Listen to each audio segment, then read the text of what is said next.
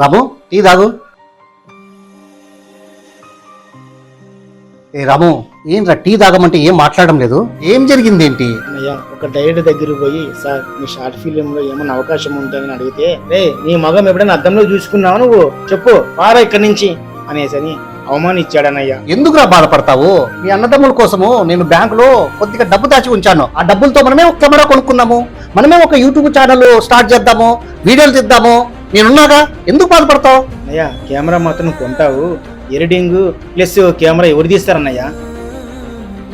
అన్నయ్య నేనున్నా కదా, కెమెరా వర్క్ ఎడిటింగ్ ఇవన్నీ నేను చూసుకుంటా. నిన్ను ఎవరైతే అవమానించినాడో వాళ్ళతోనే పొగిడేలా నేను చేస్తా.